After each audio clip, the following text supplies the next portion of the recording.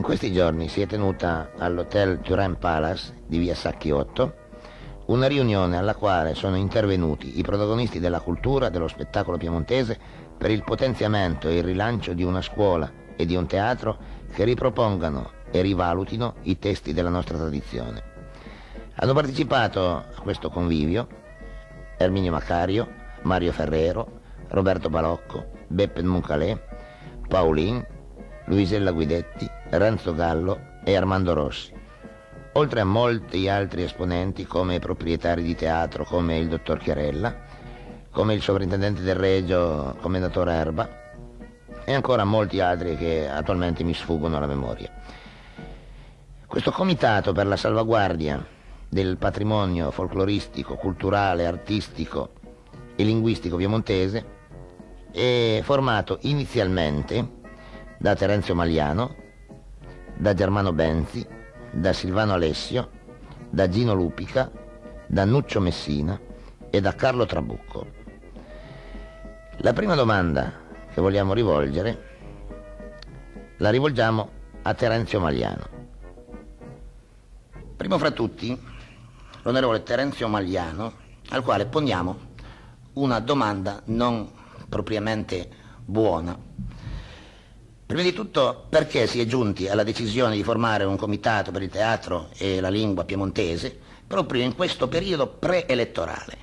Insomma, caro Castagnere, intanto all'Enenvera, cioè non è vero che questo comitato si sia costituito in periodo solo preelettorale, perché riunioni e discussioni di questo tipo ne abbiamo fatte molte.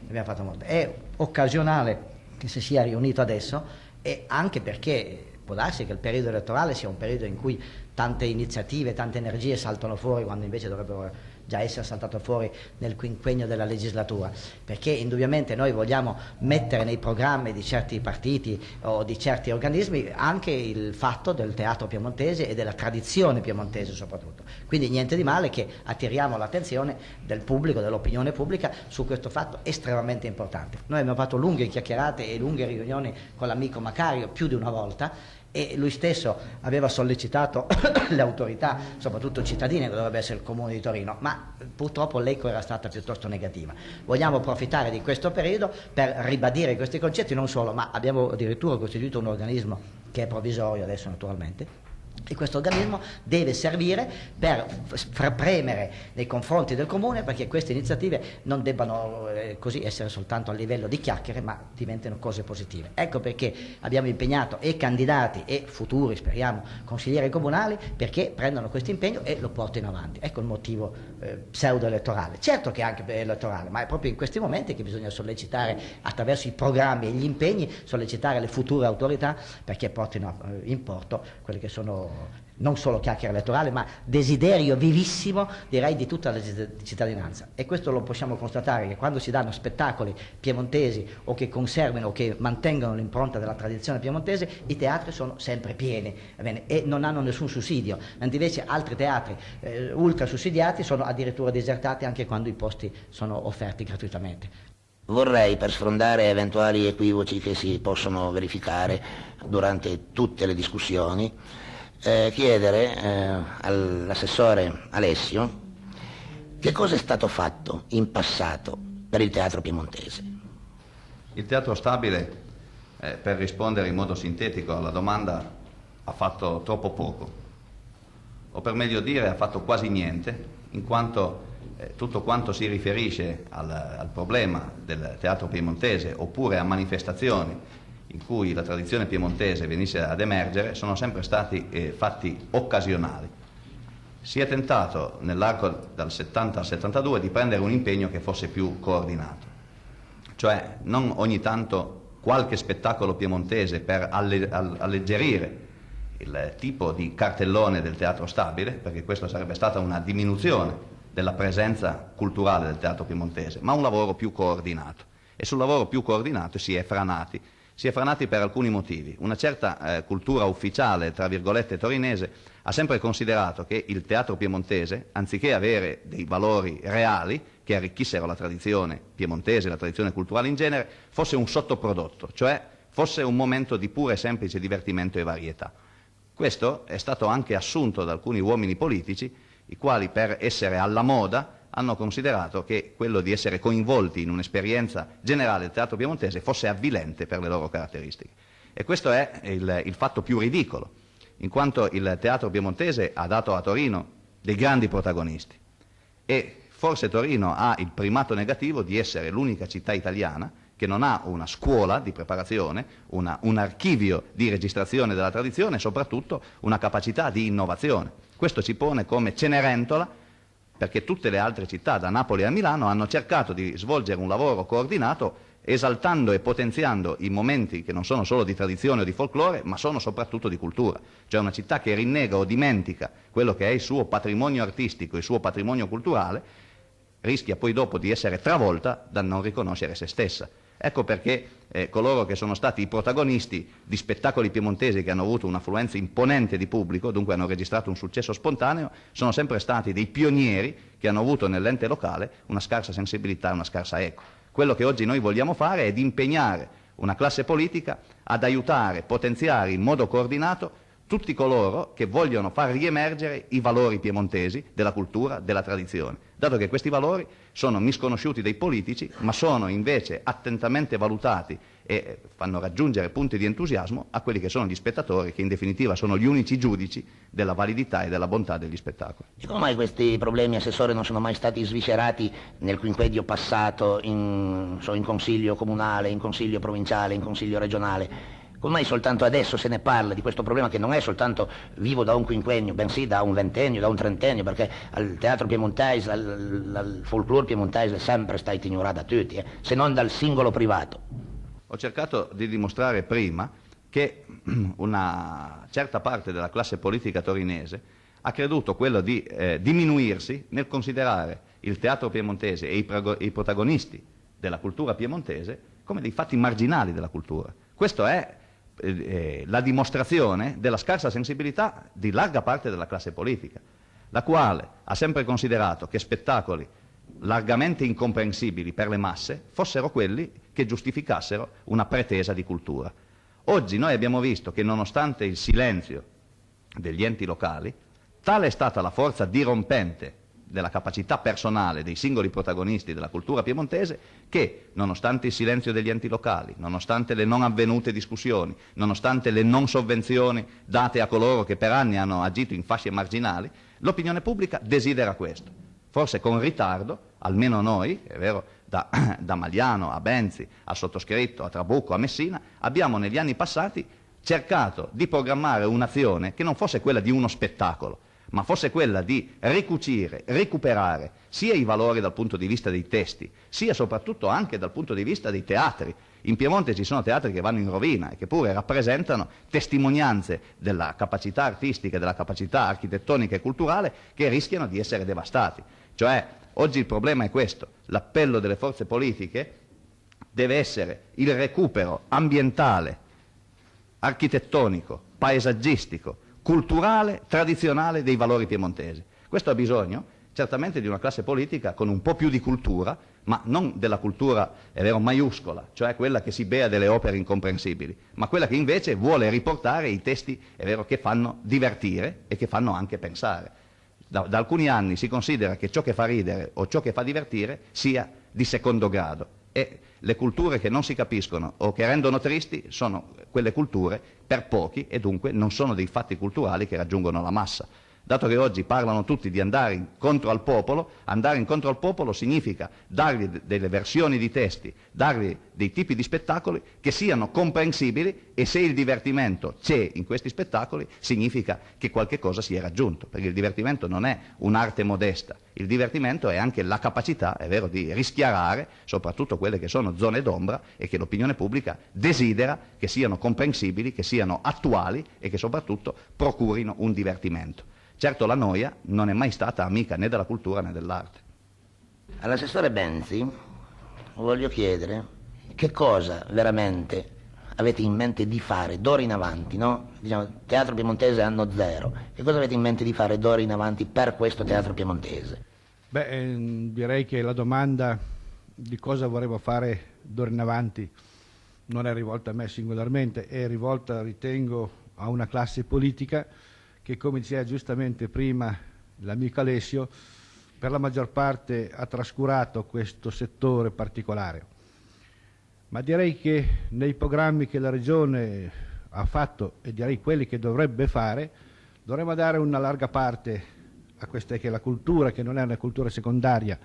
Il fatto che noi affondiamo le radici come piemontesi nelle antiche laudi che si rappresentavano sulle chiese, sui piazzali delle chiese, è un legame che noi abbiamo con queste antiche tradizioni che noi dobbiamo riportare piano piano a livello di tutti quanti, sono cose popolari. Ora non si può pensare che il Piemonte dimentichi quel che è stata un po' la sua origine, la sua base, della sua cultura, che inizialmente è una cultura così alla buona, però molto popolare. Ritengo che l'impegno, più che di un uomo politico, deve essere almeno di una classe o almeno di un partito. Non sarà una cosa strana, ma molti di questi colleghi che hanno parlato militiamo tutti nello stesso schieramento. Ciò vuol dire che c'è qualcuno che porta avanti globalmente questa richiesta di far sì che il teatro piemontese venga portato a quel giusto livello che merita. Direi anche che è molto interessante, come diceva Alessio, sulla difesa di questi antichi teatri nostri, specie in provincia, che vanno in rovina. Possiamo parlare di quelli di Chivasso, quelli di Revarolo. È una cosa veramente pietosa il vedere come nel Settecento piemontese abbiamo questo teatro che vive, che la gente ascolta, che la gente frequenta, mentre poi piano piano viene sommerso da cose che a noi interessano in un modo molto relativo. Perciò direi questo, che come proprio parte nostra, come un programma politico da portare avanti, dovremmo portare questo di fronte a tutti quei che abitano in Piemonte, non solo i piemontesi ma che abitano in Piemonte, il venire fuori un'altra volta con tutte le cose che il nostro teatro ha fatto. Saranno delle cose buone, saranno delle cose meno buone, non importa, ma come fatto culturale è senz'altro interessante. Dicevano prima anche i miei colleghi che mi hanno preceduto che quando si fa del teatro in piemontese o piemontese la gente va. La gente va, paga il suo biglietto, mentre molte volte per fare certi spettacoli regaliamo i biglietti e la gente non ci va lo stesso. Ciò dimostra che nell'animo della gente, nell'animo popolare, esiste questo desiderio di andare alle antiche fonti, di sentire la schiettezza immediata di quel che è l'animo popolare. Perciò dico, c'è da fare molto, ma c'è anche delle grosse possibilità che la gente veramente si avvicina al teatro un'altra volta. Questo lo vediamo in provincia, lo vediamo anche in città. Si tratta però, e ripeto per la terza volta, che occorre che un partito o degli uomini di vari partiti su questo facciano un programma, e mi pare che da quanto abbiamo visto l'altra sera che ci sia queste possibilità. Si tratta soltanto adesso di coordinare questi sforzi, di implicare altre persone che però sono fuori, in modo che vedete, ci sia questo lancio o questo rilancio, se vogliamo, per la cultura teatrale piemontese che penso tutti quanti desiderano. Rivolgiamo un'altra domanda all'onorevole Maliano. Mi dica, onorevole, per quello che riguarda il monopolio TV, perché il monopolio TV, che se ne dica, esiste, c'è una monopolizzazione tendente ad escludere il Piemonte ed i piemontesi. Arriviamo a questi assurdi. Quando un cantante, abbiamo l'esempio per esempio di Farassino, di Paolin, che quando sono andati in televisione hanno dovuto sottostare all'umiliazione di vedersi tradotti con delle didascalie esplicative a fondo teleschermo. Cioè praticamente neanche uno del Wanda Urundi non viene tradotto. I piemontesi sì, poi abbiamo Maria Carta che canta il 400 sardo e va tutto benissimo, e Otello Profazio che canta il folk calabrese e siciliano e va tutto altrettanto bene. A noi insomma è un po' preclusa la via della televisione in senso piemontese vero e proprio. Cosa si può fare? Come risolvere questo problema?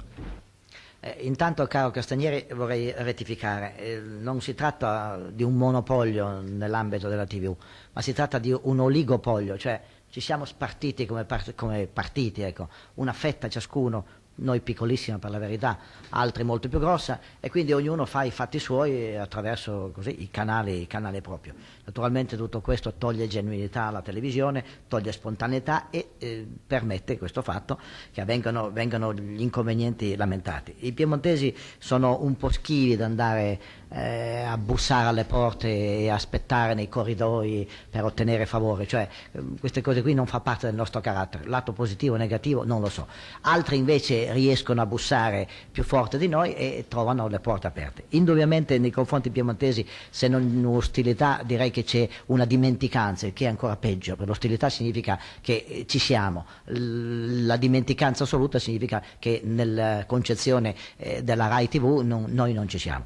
Tant'è vero che proprio qui a Torino è nata TV Torino, è nata TV Superga, proprio per supplire a certe grosse mancanze. Adesso si capisce di un pigmeo in confronto a un gigante ancora, però l'ansia, la tendenza è quella proprio di sostituirci all'ente pubblico o parapubblico che ci dimentica completamente con degli strumenti nostri, e quindi speriamo di poter incrementare questa TV Superga che è messa su da Alessio, che ha parlato 2 minuti fa, il nostro amico Alessio, il quale si sacrifica enormemente proprio per creare questo fatto culturale e in supplenza a quell'altro fatto culturale nazionale che non tiene conto di Torino. Io pensiamo tutti anzi, che se noi riusciamo, attraverso anche le autorità pubbliche che su questo punto devono impegnarsi, se noi riusciamo attraverso il comitato, attraverso l'azione che facciamo, ad ottenere un largo consenso dell'opinione pubblica, potremo fare pressione anche sulla Rai TV, che si interessi di Torino e non traduca. Noi pretendiamo che tutti capiscano il piemontese, ma però i piemontesi lo capiscono, e quindi almeno per quello possiamo parlare in lingua originale. Al professor Gino Lupica, che possiamo definire un pioniere lui del teatro piemontese, perché come il fratello Giorgio è uno che ha dato molto e sta dando molto al teatro piemontese, veramente in proprio, non come uomo politico.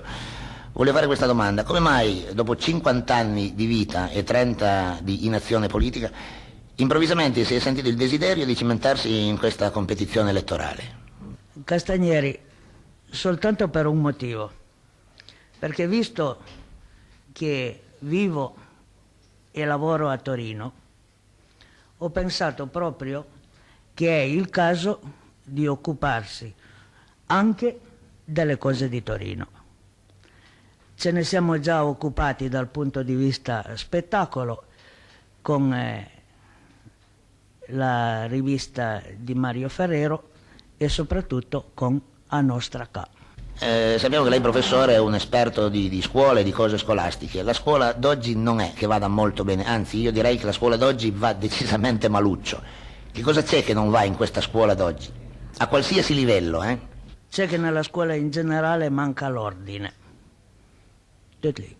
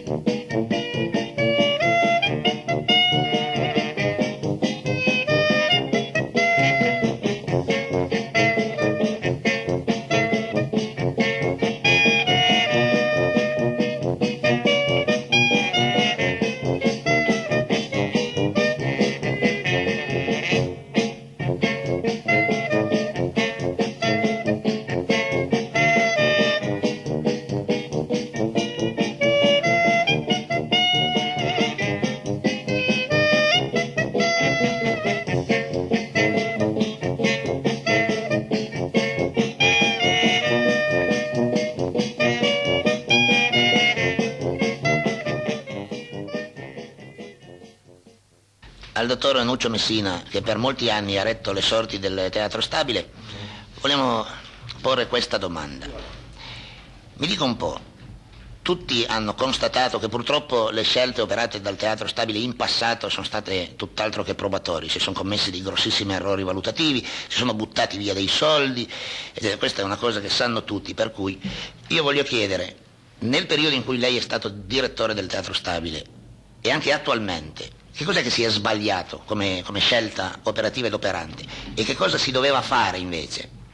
Allora passiamo dall'altra parte della barricata, cioè dalla parte dei tecnici. Il Teatro Stabile, all'interno di uno statuto e di un regolamento indubbiamente carenti, ha cercato di fare tutto quanto era possibile per dare alla città un contributo culturale, spendendo nel miglior modo i quattrini che gli venivano affidati. E mi riferisco naturalmente a un passato recente. Naturalmente il problema è un altro. Il problema sta nel fatto che il Comune di Torino, la provincia e ora la Regione non riescono a controllare adeguatamente, soltanto attraverso alcuni loro rappresentanti, i piccoli consigli di amministrazione di enti che vengono considerati secondari e che quindi vanno un pochino a ruota libera. Nel settore del teatro piemontese, del quale ci stiamo occupando, indubbiamente la risposta del Teatro Stabile è stata occasionale e sporadica. Infatti, dopo l'episodio eccellente del riallestimento del Kun Piulet e dopo quella meravigliosa edizione del Travet, che è stata resa possibile dall'interpretazione di Erminio Macario, non è più stato fatto nulla. Questo perché ci si è, ripeto, troppo spesso affidati a direzioni artistiche di passaggio che portavano a Torino il retaggio e il peso di loro desideri repressi e che non si occupavano invece di quella cultura locale della quale ci dobbiamo occupare. Ritengo che oggi il discorso, la mano, se così si può dire, deve passare alla Regione. L'ente che entra nella sua seconda legislatura ha la possibilità di coordinare e di promuovere le attività piemontesi a vantaggio del pubblico e a vantaggio degli operatori. In questa richiesta di impegno dei politici siamo indubbiamente in buona compagnia. Sono 100 anni che si fanno queste richieste. Da Vittorio Bersezio, che appoggiò la prima compagnia piemontese di Toselli, a Angelo Brofferio, che nella sua qualità anche di politico chiese i primi contributi per la Compagnia Reale Sarda. Ripeto, sono 100 anni che i tecnici, gli operatori e innanzitutto considero tra questi gli attori, i musicisti, i cantanti, gli autori, i letterati, chiedono l'appoggio dell'ente locale, soprattutto perché siano coordinate le loro imprese. Possiamo oggi finalmente arrivare a questo, ripeto, con la seconda legislatura regionale. All'avvocato Carlo Trabucco, insigne commediografo piemontese, direttore del Cavallet Bruns e esponente della famiglia torinese che tanta fa per la salvaguardia dal folklore, dal patrimonio artistico e culturale piemontese, voglio chiedere una cosa. Voglio chiedere che cosa vede nel teatro piemontese d'oggigiorno. Non vedo prospettive rosee, perché vorrei rilevare che lo scrittore piemontese oggi noi non lo abbiamo. Non siamo ai tempi né di Bersezio né di Mario Leoni. Non siamo nel clima di Bersezio e di Mario Leoni, per cui oggi noi ricorriamo a delle produzioni che sono nostre, dirò solo in parte. Non è nato ancora lo scrittore di casa che affronti i problemi di casa nostra. Le fortune di Macario e la recente vostra fortuna con Ferrero dicono che c'è un pubblico che chiede qualche cosa. Finora glielo avete dato, direi così, in chiave, come devo dire, comica. Ora io non sono per il teatro impegnato ad ogni costo, ma Mario Leoni e Bersezio non hanno scritto soltanto cose comiche. E allora io direi che l'attività di uomini come voi qui radunati, ai quali mi unisco nel perorare la causa del teatro piemontese, dovrebbe facilitare la nascita, la crescita e lo sviluppo di quel magnifico fiore che si chiama l'autore, perché senza l'autore non si fa teatro. A Torino abbiamo problemi grossi, noi sul teatro non li abbiamo ancora affrontati. Ad ogni modo, poiché ho detto che per me la questione è in prospettiva futura, dirò che mi riprometto che la Regione e qui c'è qualche candidato alla regione, faccia quello che la prima legislatura non ha fatto. Riferisco un fatto personale. Un giorno il professor Bottasso mi chiede se aderivo a far parte di una commissione alla regione che si doveva preoccupare precisamente dei valori della lingua piemontese e specificatamente di teatro. Ho detto mi includo. Passano dei mesi, dirò passano degli anni, e il professor Bottasso un giorno mi incontra e si scusa di non avermi mai convocato perché la regione non si era mai preoccupata del problema del teatro piemontese. E allora in queste condizioni, quindi per me lasciamo perdere il passato, guardiamo al futuro, in queste condizioni dico, uomini che andate al potere in regione, preoccupatevi di questo settore, perché se non vi preoccupate di questo settore, noi perdiamo un patrimonio di lingua. Lo perdiamo già dove i piemontesi non insegnano più ai loro ragazzi parlare piemontese, con la scusa che a scuola a strovo me. Io penso che ci sono degli scrittori a Torino che non hanno mai parlato in casa italiano e sono scrittori e fanno parte dei quotidiani torinesi di grido.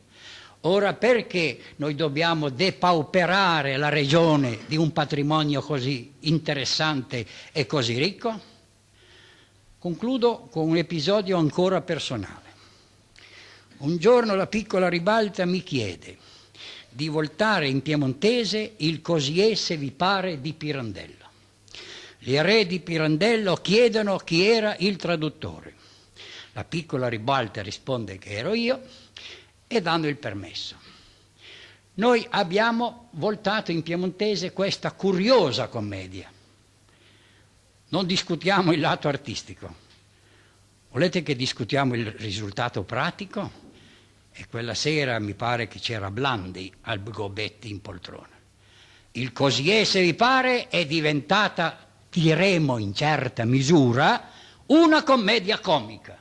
E quando lo dissi a Giorgio Prosperi, che aveva messo in scena il Lio là, Prosperi mi disse, tu l'hai azzeccata, perché Pirandello ha un sottofondo comico. Gli ho detto, però, Prosperi, tieni presente, in virtù del dialetto piemontese, perché mentre l'italiano nel bisticcio tra la signora Ponza e il signor Frola gioca sul matto e sulla matta, noi abbiamo tante espressioni in vernacolo per dire che uno gira le grumele, che la fitta al quinpian, che le nastasi, e hanno delle ripercussioni comiche in una platea che normalmente con l'italiano non ha.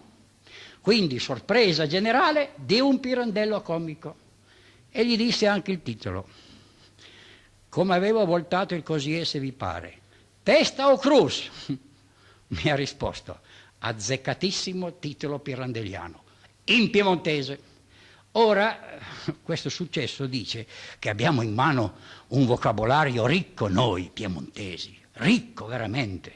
E infatti le inflessioni dei nostri comici, quando giocano su certe situazioni, e il successo, queste inflessioni sono il sale della recitazione.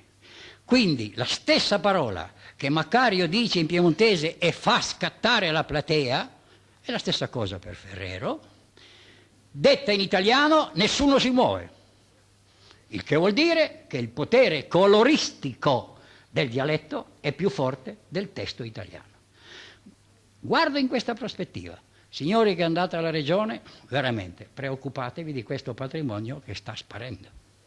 Terminata la passerella, così per dire, degli uomini politici e quella dei tecnici del teatro piemontese, voglio chiamare qua accanto a me Paolin, esponente del folklore piemontese dell'ultima generazione. E a Paolin mi dice a me una cosa in piemontese, visto che scapiamo a me. Come mai, con tutte le possibilità che la aveva la canzone italiana, e continua sempre a cantare in piemontese? Beh, ritengo che per la canzone italiana sia già troppi e per la canzone piemontese forse pochi. Comunque, dato che la parla al folklore, a me piace il folklore, canto piemontese. Comunque, Mario, mi vorrei mettere una cosa, visto che ti fai tante domande fino adesso, vorrei fare una a me alle Custa, cioè perché fai questa cassetta, questo settimanale in piemontese che si chiama Nostra Ca? Vede, purtroppo essere sentimentali a volte alle da ciula, come si dice un po' in piemontese, invece d'altra volta dà dei risultati abbastanza concreti. Cosa che le verificasse ante la nascita della cassetta o audiogiornale come Roma Ciamelo, che lo manteneva a battesimo in mia e Giorgio Lupica. Mia e Giorgio Lupica sono due innamorati del piemontese e pensavo che radunè tutto lo che me era in Piemonte sotto un'unica bandiera, cioè proprio la nostra ca, fosse una cosa, se non proprio saggia, almeno è incubiabile sotto un determinato punto di vista. E così insomma dasse da fe. E poi per volta non avevo grosse soddisfazioni ultimamente e insomma riuscì a radunare tutto lo che me era veramente sulla piazza per lo che riguarda il teatro piemontese. Anzi, per anticipare una cosa, che con l'inizio della nostra nuova serie, che cambierà colore, e avremo anche il piacere e l'onore di ospitare a nostra casa il commendatore Erminio Macario, che anche è lì con noi. Ciò che devo dire, l'idea è stata giusta, speriamo tirare avanti. Al cavalier Mario Ferrero, che ha ancora le urie antronie dagli applausi dal suo recente successo al Teatro Alfieri, ante il suo ritorno alla rivista, gli pongo questa domanda sì. Che senta un po', cavaliere, come mai che alla 47 anni o 48 teatro all'estate esagerando a giro per l'Italia con una compagnia teatrale 4 anni o 5 al massimo, forse neanche, e poi la passa tutta la sua vita all'ombra della mole? Cosa lei che l'ha sprunalo, cosa lei che l'ha consigliato ante la sua scelta? Ma a me sono sempre stato innamorato della mia città, a Turin, al punto che quando li fermavo a Turin non è che avevo degli autori torinesi che mi scrivevano un repertorio, ma infilavo a Midrinta, parlavo torinese, la via al teatro pian napoletano, il meridionale, mi diceva l'impresaria, dimmi, che parole in italiano anche Ferrero, perché poi sta gente, questi meridionali poco per volta, hanno imparato il torinese, allora io si divertivo, la domenica poi al teatro era esaurito, sempre di famiglie meridionali miste con molte famiglie piemontesi, si intende, e hanno capito il colore e mi sono fiandato all'Alcione che era in teatro magari meridionale, ma mi parlava torinese perché delle volte mi sono sentito dire parla italiano, né? Adesso parla italiano, mi rispondi attivato paese, mi parecchia il me, io sono innamorato di Torino e sto a Torino e recito in torinese perché mi piace. Non ho mai fatto cose impegnate perché mi ho sempre piaciuto ferie, contrariamente a tanti grandi artisti piemontesi che abbiamo avuto. Mi passavamo per ferie la gente, poi o impegnato o no, io il pubblico lo divertivo, questo è tutto. Senta un po', cavaliere Ferrero, dovesse tornare in carriera, cioè ritornare giovane, a operare le stesse scelte che l'ha operato fino adesso, oppure a cambieria? No, le stesse scelte che lei operare adesso, per me cambierei niente, perché dovrei cambiare? Come si dice, dulcis in fondo. Al commendatore Erminio Macario, che lei è così presente, vi fai una domanda. Che cosa si sarebbe potuto fare in passato per valorizzare maggiormente il teatro piemontese e non ridurlo all'attuale stato? Dunque, adesso io dico che cosa, no? Allora già parlato, hai sentito così belle parole da tutti, dai politici, dai letterati. Io, caro Castagnere, non è che io, poi non chiamarmi commendatore, io mi sono Macario, Macario, basta.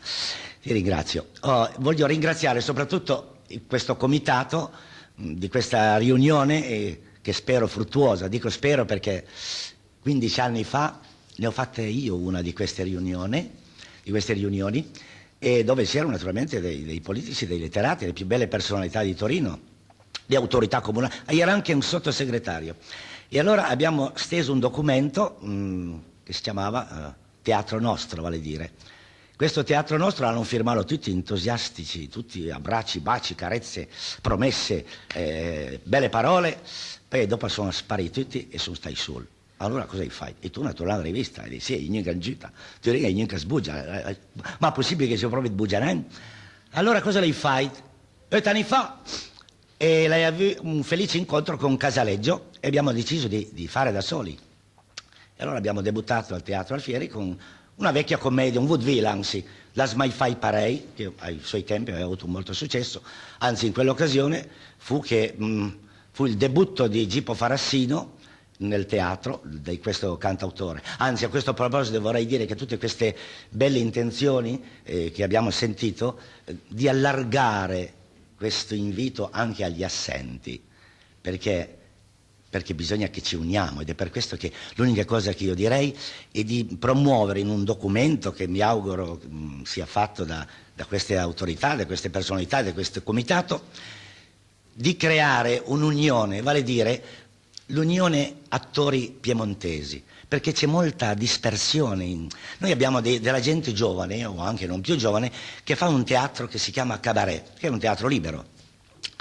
Allora sono dei gruppetti che vanno un po' qui, un po' là, un po' sbitunsema, un po' sgauturna, una cosa, quindi è roba dispersiva. Se si potesse riunire in un'unione di attori piemontesi, si troverebbe anche il modo di incanalare, ed è per questo che io dico al comitato di cercare di trovare una sede, di darci una sede, questo è l'aiuto.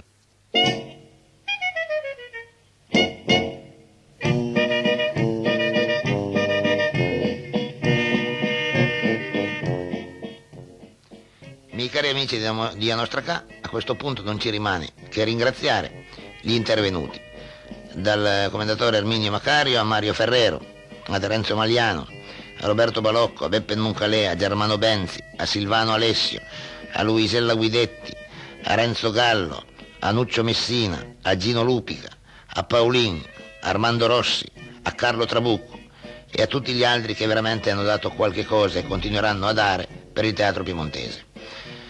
A questo punto voglio ancora puntualizzare una cosa: l'impegno non è stato soltanto programmatico, ma è stato veramente un impegno reale. Speriamo che si realizzi, perché tutti quanti quelli che hanno composto il comitato e gli intervenuti hanno dichiarato irrinunciabile un programma preciso e vasto di intervento nel settore della cultura e dell'iniziativa teatrali piemontesi, per facilitare la nascita e il potenziamento di un teatro regionale che abbia già in sede progettuale il supporto di un centro di coordinamento e di progettazione tale da garantire ai professionisti del settore, ai vari livelli e nel tempo, una continuità di appoggio ed un chiaro riferimento economico e politico alla loro azione. È una dichiarazione veramente impegnata culturalmente, che noi speriamo che trovi riscontro in leggi e deliberazioni che non possono più essere rinviate e che saranno certamente qualificanti anche per gli enti amministrativi che di esse assumeranno il patrocinio e l'attuazione. Noi ci auguriamo tutto il bene possibile ed aspettiamo, staremo a vedere.